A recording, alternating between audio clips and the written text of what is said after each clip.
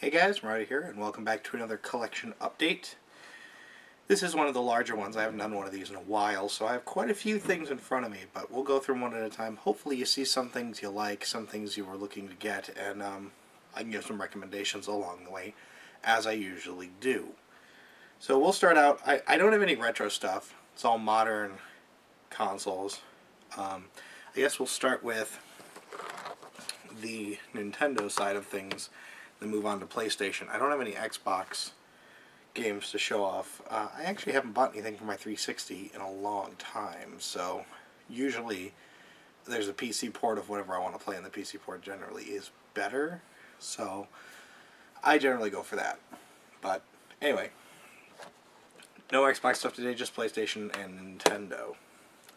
So we'll start with Nintendo's Wii U. First one is, of course, Super Smash Bros. For Wii U. I have the 3DS version of this, which I showed off last collection update, so had to pick this one up when it came out. It's more of the same. I mean, it is as solid as the 3DS version. It's a lot of fun.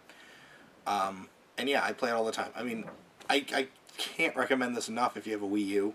I've even got a pre-order in on the GameCube adapter, which GameStop is supposedly getting more of in a couple of months. So hopefully I'll use GameCube controllers and we can play 8-player Smash when I have enough people over.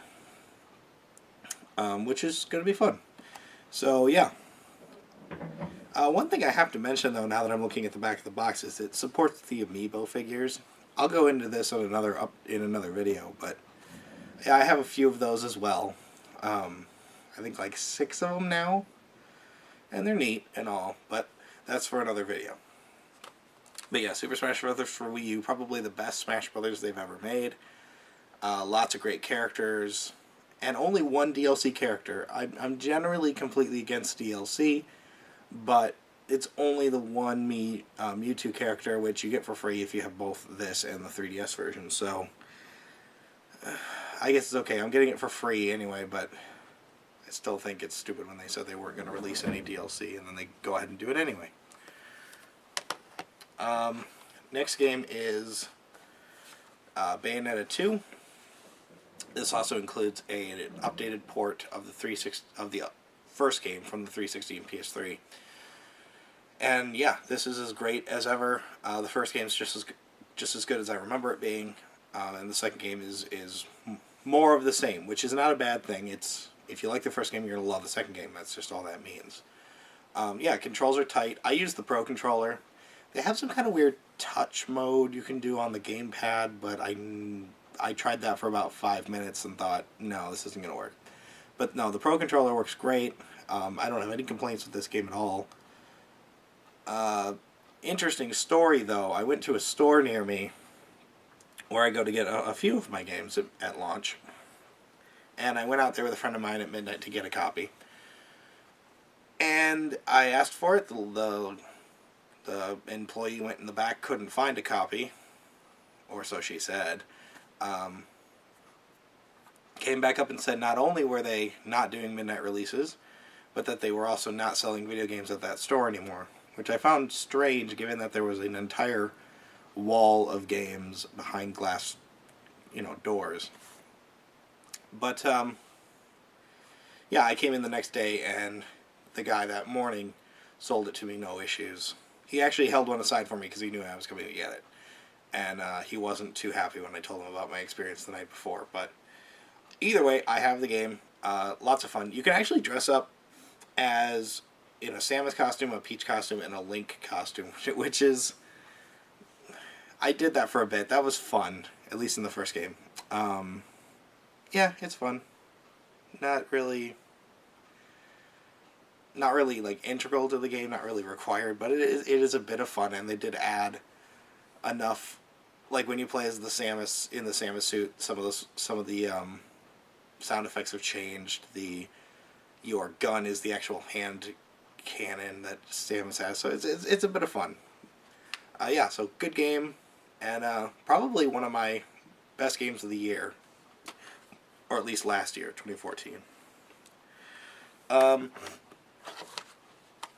Alright, the next game for the Wii U is Kirby and the Rainbow Curse. I picked this up for less than $20 at a thrift store, so this wasn't a game I was planning on getting, but for the price I couldn't turn it down. And the game's okay. This is they call this a sequel, but it's really like a spiritual sequel to the one on DS, Kirby and the Canvas Curse, which I loved back on the DS. I thought that game was incredible. And here, this is more of the same. I don't think it's as good as the DS version, but it certainly is a bit of fun. All the graphics look like claymation, and it really just has this really cute, feel to it. And it's just, I don't know, it's a joy to play. It's a lot of fun. But I would say pick up the DS version if you want, rather than this. But this is still not a bad choice. My only complaint about this is, like with the DS, you were using the bottom screen entirely to play the game, and it felt pretty natural. Here, what you're doing on the touchpad on the gamepad is also happening on the television screen. So you would think that you could look up at the TV screen and play. You really can't, because you have to constantly be drawing rainbows and, blocking attacks and things. So you're constantly looking down at the gamepad. So this honestly feels like something that would have fit better on the 3DS than on the Wii U, but because you're not using the TV at all in this game. I mean, you can, but it's very difficult to do that. So just kind of a strange thing to see this on a console. I think this would have fit better on something like the 3DS, or a similar concept on something like the Vita. So, oh well. Moving on to the handheld Nintendo side, the 3DS, I have two games. The first is The Legend of Zelda Majora's Mask 3D. I picked this up the same day I picked up the new Nintendo 3DS XL, and I haven't played this yet. I've been completely stuck in Shin Megami Tensei 4. I put like probably 60 hours into it by now. And so this is just sitting on the back burner waiting to go. But my friend says it's his favorite Zelda game of all time, Phoenix 923. Loves this game to death, or at least the 64 original.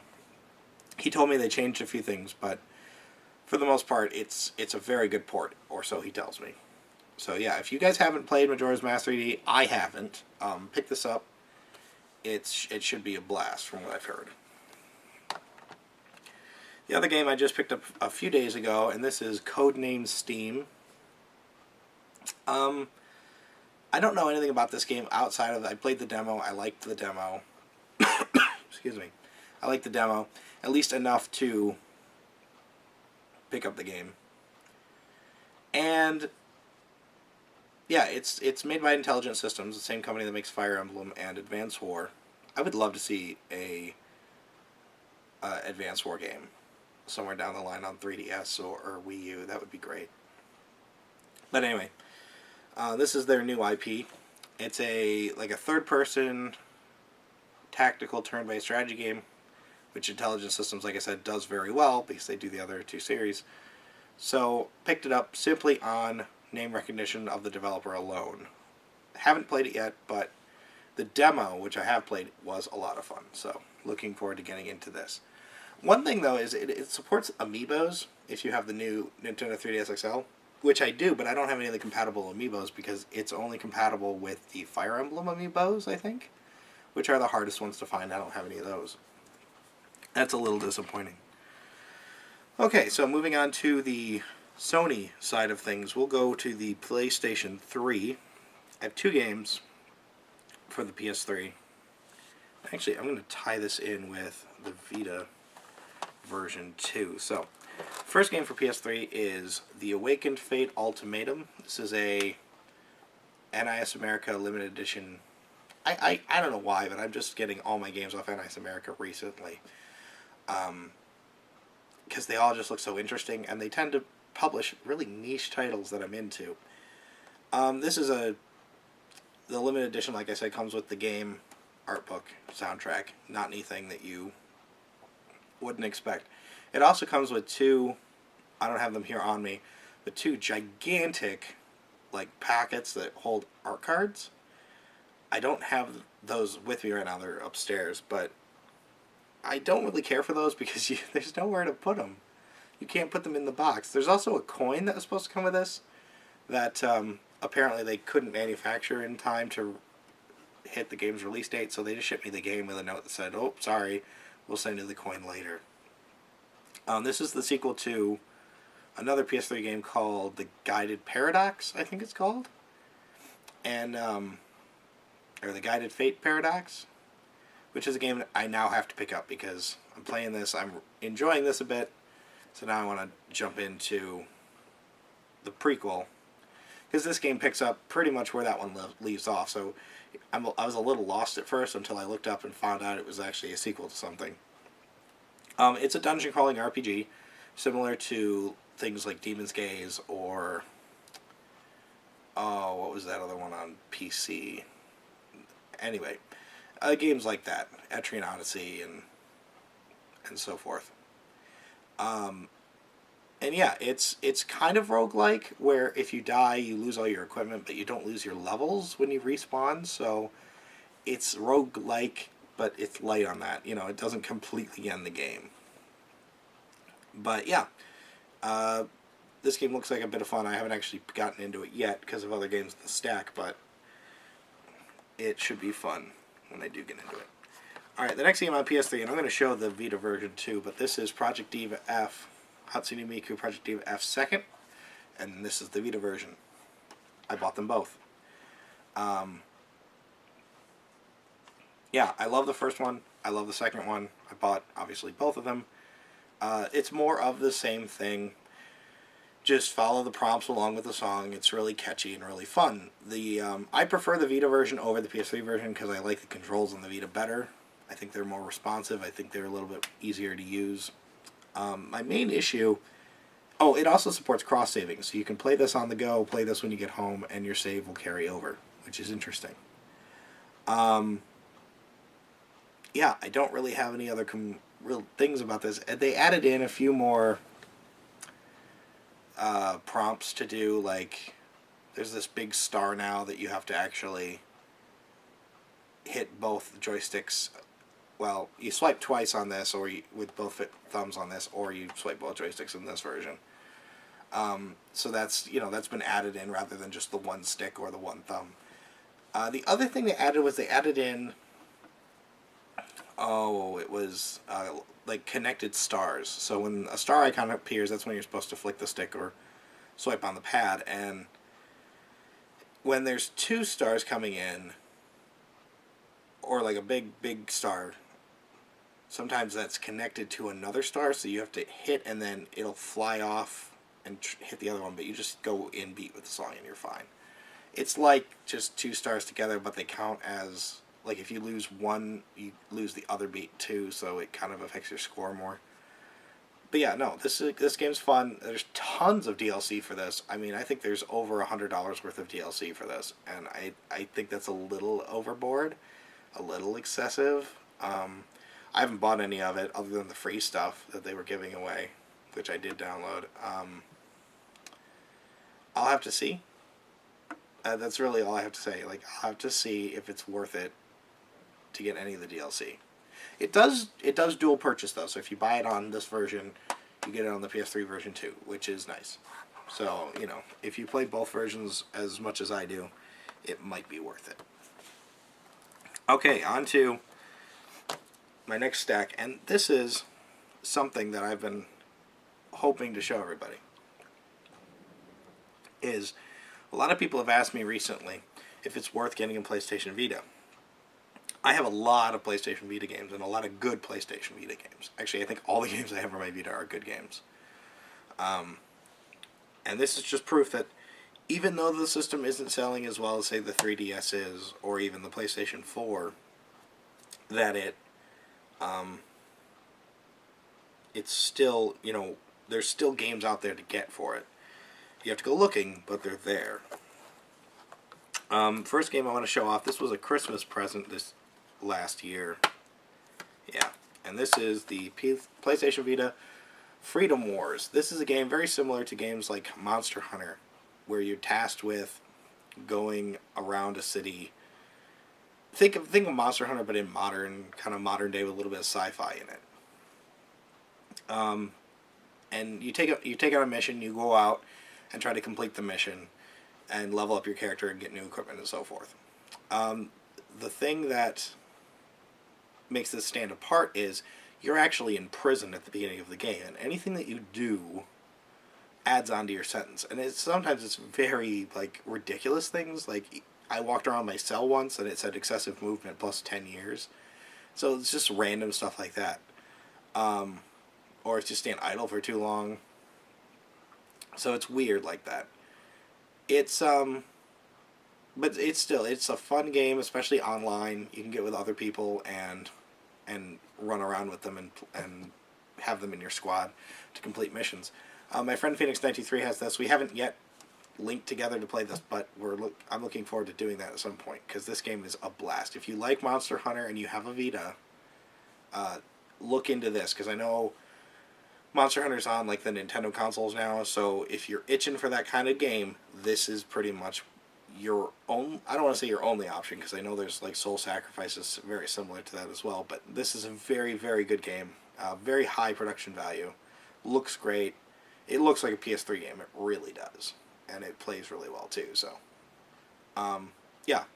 Look into this. This is a lot of fun. This next game, I picked this up. It's Tales of Hearts R. I don't know anything about this game other than it's a Tales game, and I generally like the Tales games. Things like Tales of Symphonia and Tales of the Abyss are some of my favorite games. And this was a GameStop exclusive. The only way to get the physical copy in North America is to go to a GameStop and pick it up. So I did. My friend Phoenix93 picked it up. Told me it was only at GameStop, so like a week later I went in and bought a copy. I haven't played this yet at all. It looks fun though, and it's compatible with the PlayStation TV. The more and more I think about it, the more I'm starting to kind of want a PlayStation television because I could hook it up somewhere and just play my Vita games and stream Netflix and Hulu and all that stuff on it too, so that's kind of handy. And they're not that expensive. They're like $150 or something. So they're like competing in the same realm as like the 3DS. But you get a home console that plays Vita games. Some, not all. Obviously you play the games with a PlayStation controller, so some of the features like the gyroscope controls and things don't work. But the games are very clearly listed as being compatible. And even if they're not, just for an example, like this says PlayStation TV compatible up top here. Freedom Wars is also PlayStation TV compatible, but it doesn't have that marking at the top. It's actually on the back here where it says PlayStation compatible. So, I mean, you know, I'm sure there's a list. You look online, see what kind of games you can play. I don't have a PlayStation Vita TV, so I don't know if they're all compatible, but it's worth looking into. I'm certainly going to get one down the line at some point, just because then I can play games like Freedom Wars and Hearts R on a big screen. Be kind of like the Game Boy player from the Super Nintendo. I have two other Vita games here. The first one, this is the NIS America limited edition of Criminal Girls Invite Only, which is a dungeon crawling RPG with, like, obviously very sexualized characters. Yeah, I don't know. Just look like fun. Everything's 8-bit. And I haven't actually played this yet, but it comes with the art book, soundtrack, and the game, as is pretty standard in limited editions like this. So, looking forward to getting into that whenever I have some spare time, but I'm kind of into other games right now, mostly Shin Megami Tensei 4, like I said, which is sucking up all of my free time. This next game, this is an interesting one. And I'm not sure how to say this, so I'm just going to spell it out. This is HTOL #NIQ, the Firefly Diaries. Or I just call it the Firefly Diaries. This is an odd one. This is a PlayStation Vita NIS America exclusive, where the only way to get the physical copy of this game is to order it off their website. They sell it in two versions, the limited edition, which is this one, which comes with, as usual, art book, soundtrack, and the game, or you could just order the game itself on a cart. It's a puzzle game where you control a Firefly. There's a girl with like antelope horns, and she'll follow the Firefly wherever you put it. So if you put it next to a ladder, she'll go up the ladder. If you put it next to a box, she'll push the box. And then if you tap the back touchscreen on the Vita, you actually go into shadow modes where there's another Firefly that can interact with the environments through the shadows that the items in the environment are casting. It reminds me a lot of a game Lost in Shadow on the Wii, where you had to use the shadows to traverse the environment. It's kind of like that. It's very slow paced, it's very atmospheric, it's very deliberate in its pacing, I believe. And it is beautiful. It is a gorgeous game to play. It's a little bit strange to play with just the touchscreen because you don't use any buttons whatsoever. You do everything through the touchscreen, through moving the fairy, or you even can direct the girl in certain instances by just tapping on the screen. So it's almost like it was designed for an Android phone, and then they brought it over to the Vita like, oh, well, I guess we'll publish it over here instead because we'll sell more copies or something. Or maybe it was originally on Android. I don't know. Android or iPhone. I'm not sure. But I bought it off their site. It was only, I believe, $30 for this, or $20 for just the game itself, which was more than fair. It's, like I said, it is just a beautiful game. It's a lot of fun. Just very slow-paced and very deliberate. But if you like platform puzzlers like Braid or Fez, or maybe if you've played Lost in Shadow on the Wii and really enjoyed that, it's very much like that. Definitely worth checking out. I think this is a great game on the Vita. And again, like I said, the Vita just keeps impressing me. It doesn't have the library variety, I would say, as like the 3DS does, or even the DS, but it has its own niche that it's filling very nicely with RPGs and little puzzler games like this that are just so much fun. And if you have a Vita, I would recommend looking into this. You can download it on the PlayStation Store, as you can with all the Vita games. But I would highly recommend you go out and try to pick up a physical copy of this, because this is something that you're going to want to have, to hold in your hand. This is just, I'll just pull it out here. But this is just quite something. I mean, the artwork alone on this cover is really nice, and like I said, the game itself is also very interesting to look at. But that's everything that I have on me at the moment since the last collection update. That's a total of, let's see, 12 games. And yeah, there's a lot of games here that I would recommend. A lot of things, especially on the Wii U. All three of the Wii U games are good. I would recommend those. I'd recommend Hatsune Miku if you're into rhythm games. Or really, if you're into the Vita, any of these games on the Vita are worth having. Obviously, Tales of Hearts R, I haven't played it, or Criminal Girls, but I mean, they're all rated very highly by other sites, and I would recommend you check them out if you're interested in a Vita. It might just push you over the edge into actually purchasing one. But if you do, try to get the 1000 model, the first one, because that has a better screen on it. Anyway, so I guess that ends this collection update. Hope you guys enjoyed it. Hope you guys saw some games you were interested in, and I could maybe give you some recommendations. Anyway, I'll catch you on the next collection update. Thanks for watching.